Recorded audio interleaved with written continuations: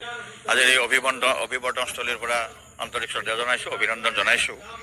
সদৌ Assam casual master roll fix pay workers কৰ্মচাৰী সমন্বয়ৰক্ষী সমিতিৰ আজি এইখন বিশেষ অভিৱৰ্তন।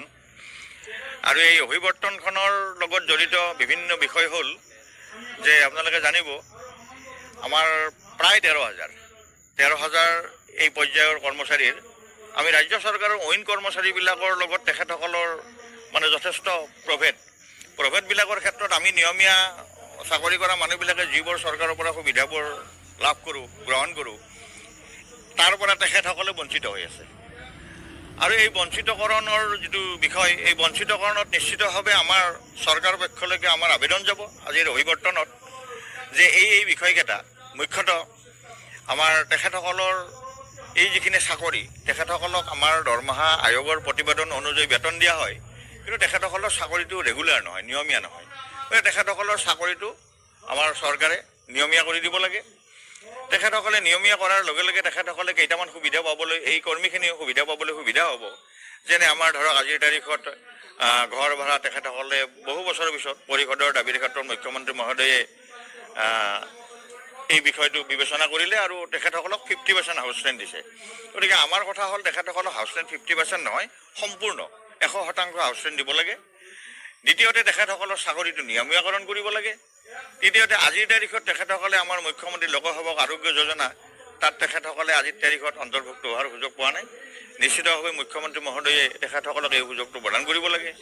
তেখেতসকলক ইতিমধ্যেই ৰাজ্য চৰকাৰে যি আঁচনি ধৰক শূন্য ব্যয় বীমা আঁচনি যিখন ইতিমধ্যে কাৰ্যকৰী হৈছে, আপোনালোকে জানে, সেই ব্যৱস্থাৱলীত এইসকল কৰ্মচাৰীকো সামৰি ল'ব লাগে।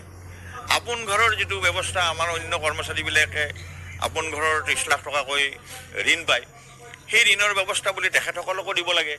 গতিকে আমাৰ অন্য যিটো নিয়মীয়া কৰ্মচাৰী, সেই নিয়মীয়া কৰ্মচাৰীসকলে ভোগ কৰা সুবিধা, এতিয়া আপোনালোকে এখেতসকলৰ যিটো বিষয়, এইটো মানে এতিয়া নিয়মীয়া নহয় কাৰণে তেখেতসকলৰ গোটেই পিৰিয়ডটো কাম কৰি আছে।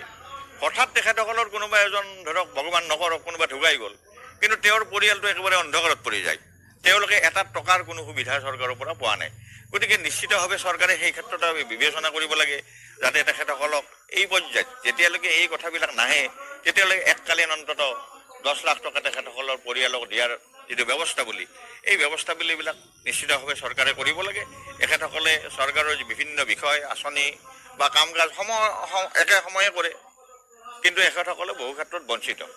গতিকে এই বঞ্চিতকৰণৰ বিষয়বিলাক আজি নিশ্চিতভাৱে চৰকাৰৰ পক্ষলৈ যাব আৰু আমি আশা ৰাখিম চৰকাৰে এই কৰ্মীখিনিৰ বিভিন্ন বিভাগ, অসমৰ বিভিন্ন বিভাগৰ পৰা 52-53টা বিভাগৰ কৰ্মচাৰী ইয়াত জড়িত, আৰু এখেতসকল একেবাৰে সাধাৰণ পৰ্যায়ৰ সাধাৰণ কৰ্মী।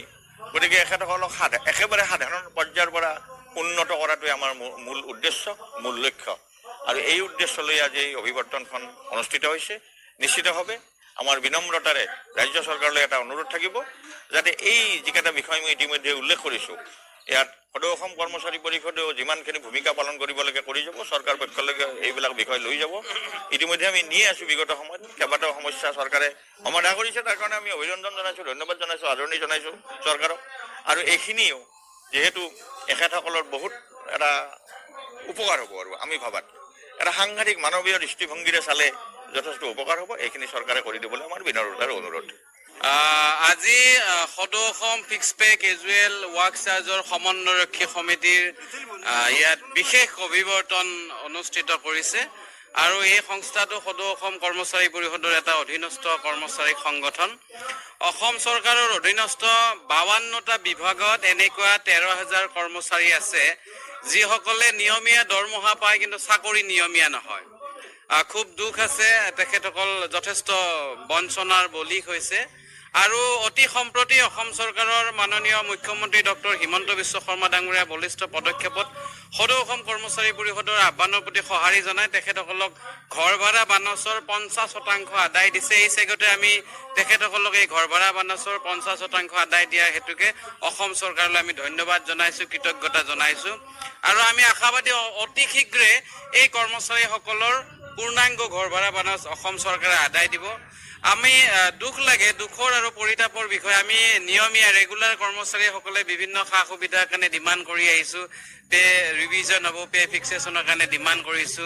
NPS ব্যৱস্থা, OPS হ'ব লাগে, আমাৰ যি অৱসৰকালীন জীৱনৰ নিৰাপত্তা সুনিশ্চিত হ'বলৈ তাক লৈ দাবী জনাইছো। কিন্তু দুখ লাগে আৰু পৰিতাপৰ বিষয় যে এই যে 52টা ডিপাৰ্টমেণ্টত এই 13,000 কেজুৱেল ফিক্স পে ৱাৰ্ক চাৰ্জৰ আমাৰ সন্মানীয় কৰ্মচাৰী সতীৰ্থসকল আছে, তেখেতসকলে কিন্তু কাইলৈ যদি ৰিটায়াৰমেণ্টত গুচি যায় 1 টকাও নাপায়। আৰু কাইলৈ যদি তেখেতসকলে এই পৃথিৱী ত্যাগ কৰি ইহলোক গমন কৰিবলগীয়া হয়, তাতো 1 টকাৰো কোনো ধৰণৰ অৰিহণা নাই, যিটোৱে বৰ পৰিতাপৰ বিষয়। বিগত সময়ত এনেকুৱা ঘটনা ঘটিছে, কেজুৱেল ফিক্স পে মাষ্টাৰ ৰোলৰ মানুহ ঢুকাইছে, অন্ত্যেষ্টিক্ৰিয়া কৰিবলৈকে পইচাৰ অভাৱ হোৱা পৰিলক্ষিত হৈছে। গতিকে এই যি ব্যৱস্থা, এই ব্যৱস্থা হ'ব লাগে। আজিৰ এখেতসকলে আয়োজন কৰা এই বিশেষ অভিৱৰ্তনৰ উদ্দেশ্য দুটা। প্ৰথম উদ্দেশ্যটো হৈছে যে অসম চৰকাৰে তেখেতসকলক ঘৰ ভাড়া বানচ 50% আদায় দিছে। কৃতজ্ঞতা জনোৱাৰ বাবে অসম চৰকাৰৰ মুখ্যমন্ত্ৰী মহোদয়কে কেইবাগৰাকীও মন্ত্ৰীক তেখেতসকলে আমন্ত্ৰণ জনোৱা বুলি কৈছে। তেখেতসকলে কৃতজ্ঞতা জনোৱাৰ বাবে ইয়াত সমবেত হৈছে। দ্বিতীয়টো কথা হৈছে যে তেখেতসকলৰ যি বঞ্চনা, দীৰ্ঘদিনীয়া বহুত বছৰ ধৰি যি বঞ্চনা, এই বঞ্চনাৰ পৰিত্ৰাণ বিচাৰি ইয়াৰ পৰাই যাতে অসম চৰকাৰলৈ এটা নিবেদন কৰিব পাৰি, তাৰ বাবে ইয়াত সকলোৱে একত্ৰিত হৈছে। আৰু আপোনালোক সন্মানীয় সংবাদ মাধ্যমৰ জৰিয়তেও আমি সদৌ অসম কৰ্মচাৰী পৰিষদৰ ফালৰ পৰা মাননীয় মুখ্যমন্ত্ৰী মহোদয় আৰু অসম চৰকাৰলৈ আহ্বান জনাইছো, দাবী জনাইছো যে এই যি নিয়মীয়াভাৱে দৰমহা পোৱা কিন্তু চাকৰি নিয়মীয়া নোহোৱা যি ৱাৰ্কচাৰ্ছ কেজুৱেল ফিক্স পে মাষ্টাৰৰ সন্মানীয় কৰ্মচাৰী বন্ধুসকল আছে, তেখেতসকলক অতি শীঘ্ৰে নিয়মীয়া কৰ্মচাৰী হিচাপে মৰ্যাদা দিব লাগে, তেখেতসকলক ঘৰ ভাড়া বানচ দিব লাগে। আৰু ৰেগুলাৰ কৰ্মচাৰীয়ে যিধৰণে বিভিন্ন সা সুবিধা পায়, বিশেষভাৱে অসম চৰকাৰৰ এখন ভাল আঁচনি হৈছে মুখ্যমন্ত্ৰী লোকসেৱক আৰোগ্য যোজনা। এই আঁচনিটো এই কৰ্মচাৰীসকলক অন্তৰ্ভুক্ত কৰিব লাগে, ইতিমধ্যে দাবী জনাইছো। আৰু আমি আশাবাদী আগন্তুক দিনত খুব ভাল বাৰ্তা এটা অসম চৰকাৰলৈ আমাৰ এই কৰ্মচাৰীসকলে পাবলৈ সমৰ্থবান হ'ব, সক্ষম হ'ব, সেই আশা ৰাখিছো। আৰু আপোনালোক সদৌজনৰে যোগাত্মক আমি সহযোগিতা কামনা কৰিছো। কাৰণ কিয় গণতন্ত্ৰৰ চতুৰ্থ স্তম্ভই হৈছে সংবাদ মাধ্যম।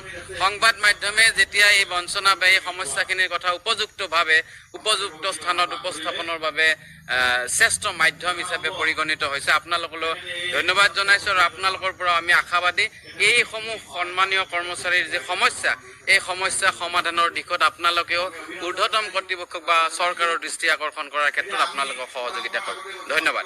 অভিৱৰ্তন সদৌ Assam casual master fix pay কৰ্মচাৰীসকলে এই অভিৱৰ্তনৰ যোগেৰে অসমৰ মাননীয় মুখ্যমন্ত্ৰী হিমন্ত বিশ্ব শৰ্মা ডাঙৰীয়াক এক কৃতজ্ঞতা জনোৱাৰ উদ্দেশ্যে এই অভিৱৰ্তন পতা হৈছিল।